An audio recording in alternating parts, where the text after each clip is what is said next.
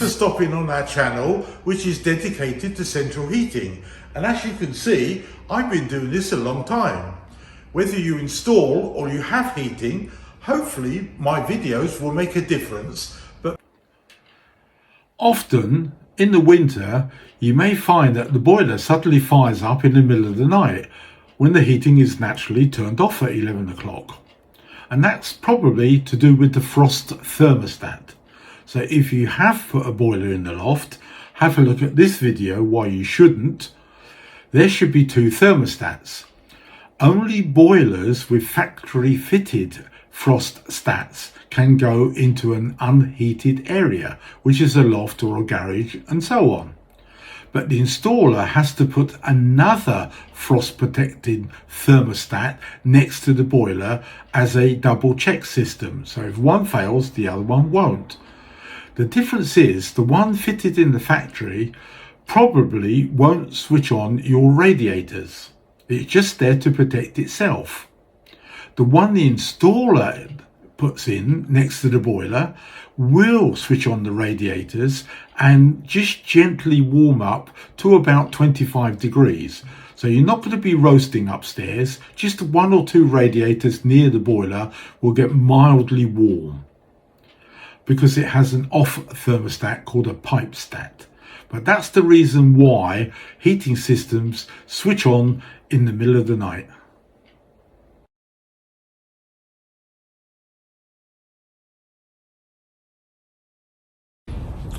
Frost protection. Why do we need it? How is it done? And what's the problem? Well, first of all, if your boiler is installed in an unheated area, which we would class a loft, an outside loo, or maybe in a garage, your boiler has to have two frost protections. One comes with the boiler and one the installer has to put in to protect the pipes from bursting. It's always been a requirement. Obviously it's compulsory because these pipes, when they burst, they bring down ceilings and do an awful lot of damage in the bedrooms, bathroom below. So first of all, as a householder, you need to get in touch with the installer, and you'll find that information from the benchmark installation manual. Now, all installation manuals, it doesn't matter who makes it, this is a Valent one, as I said, it doesn't matter.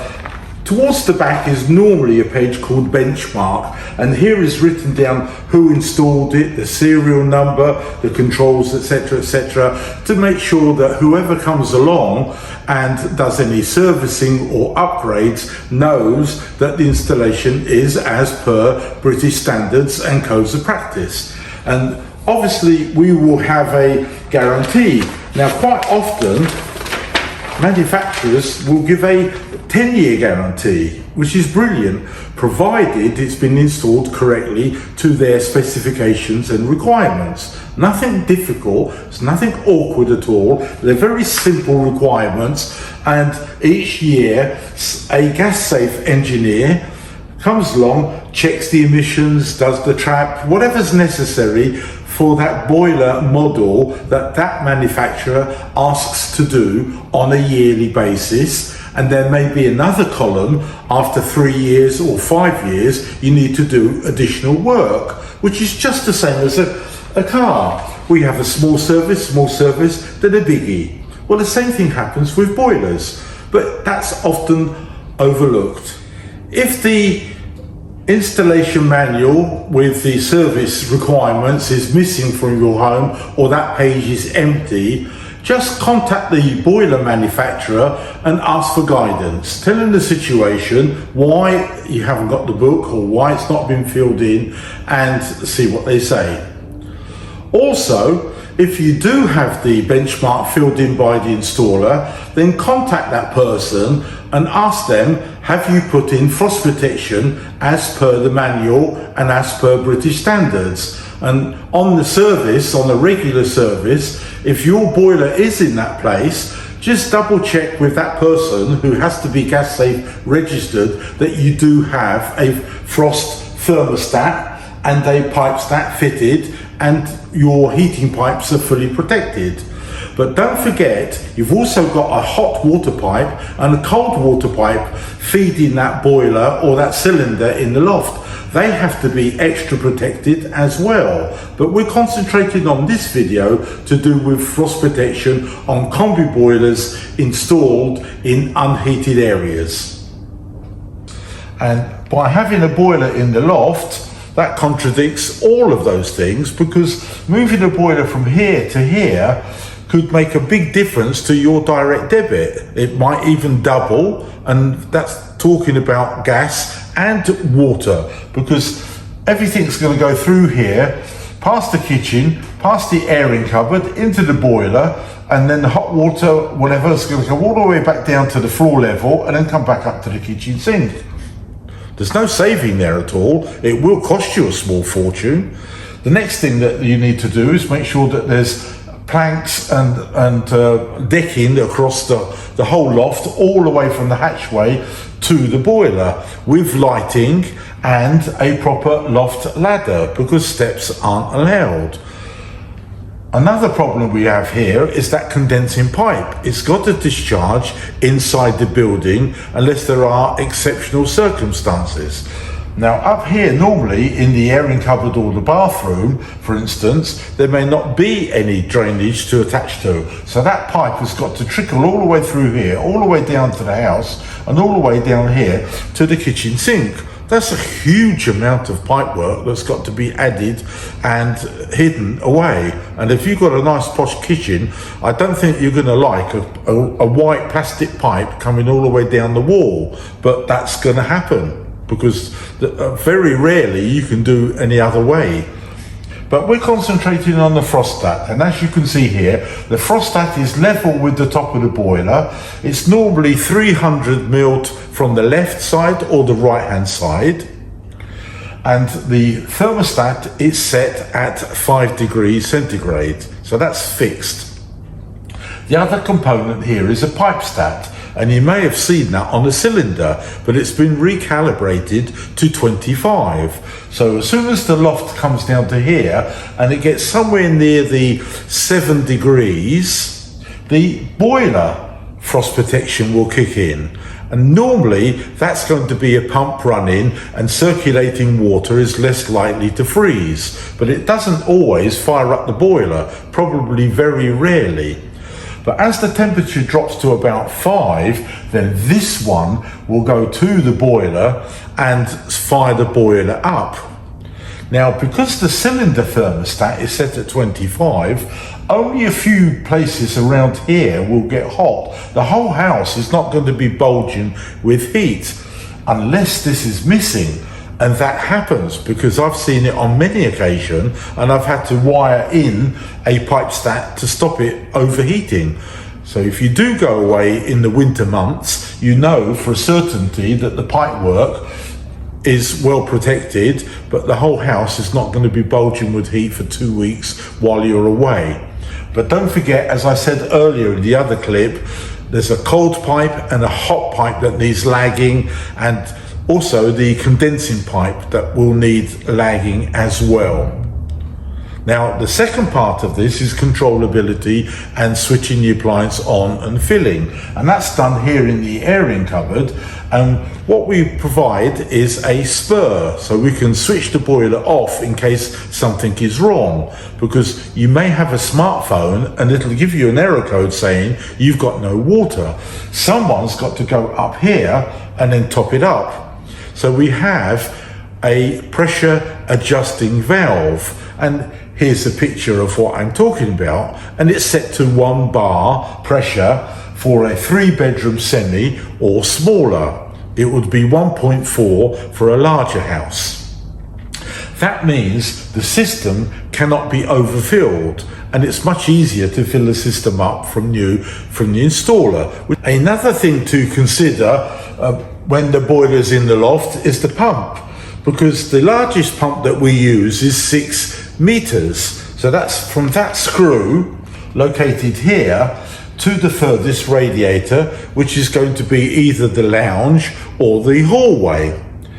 And that boiler is going to need support. and that's done by an external expansion vessel, a red one. And here's the picture that we normally show, which quite often boilers further away from the big double Ks need support to keep that pressure down at 1 bar for a 3-bedroom semi, or 1.4 for a larger property, as I keep reminding everybody.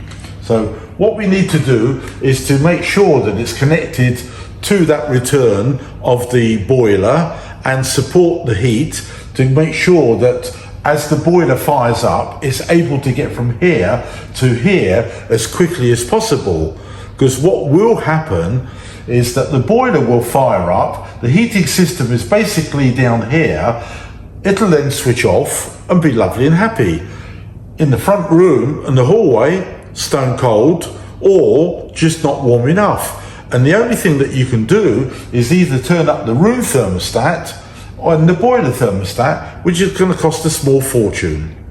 So always bear in mind location of the boiler to the largest radiators.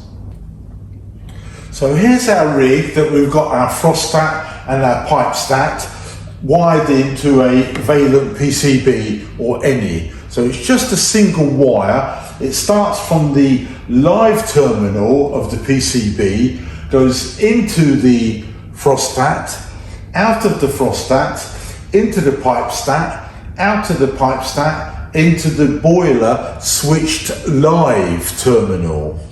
So when the temperature drops to less than 5 degrees, the boiler will then fire up and warm up just a small amount, because this will then kick in at 25 degrees to stop the whole house bulging with heat for days or weeks or even months. The further north you are in United Kingdom, you could have a frosty loft or garage for, as I said, for several months, which would be a small fortune. And that's why this pipe stat is absolutely crucial to stop that overheat and keep the bills as low as possible. And as I said in the other clip, often not done. Installers will put this somewhere near the boiler, which is fine. So that's the on, but there's no off. But the question is, we've got a Y plan there. So where would we connect this yellow switched wire in there? So we've got a choice of wires. So let's take a look. So here's our typical diverter valve. In common with all the other makes of Danfoss, Drayton and so on, it's going to have some live wires. And here we've got a grey, we've got a orange and a white wire. And of course the boiler is going to have a brown wire to actually fire up. So the question is, from that pipe stat, a wire has to go to one of these three and that fourth one there. So which one do you think it is? Do you think it goes straight to the boiler to fire it up? Sounds logical. The white one, the orange one, or the grey one? Which one did you pick? The answer is white. The white wire moves this motor into central heating mode. When it gets to the end of the track, a micro switch transfers that voltage to orange, and the orange wire is connected to the boiler switched live, and the pump if it's the external one. So it's the white one is the correct answer. Before we continue on, this final part is to subscribe to our channel on YouTube and have a look at other videos which can make a difference to your installing side, or if you're an end user, to make your system much better and cheaper to run and obviously more efficient. So let's go back to these two valves. This is known as two zones, sometimes S-plan. So we've got one valve for the hot water cylinder recovery and then one valve for the central heating, which is the one that we're interested in. And the wires that we have here are grey, brown and orange.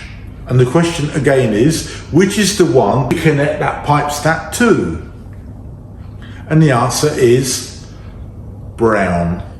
All of the manufacturers use brown for zone valves and white for diverter valves, so we know which is which, and we don't mistake these motors for that body because it won't work correctly.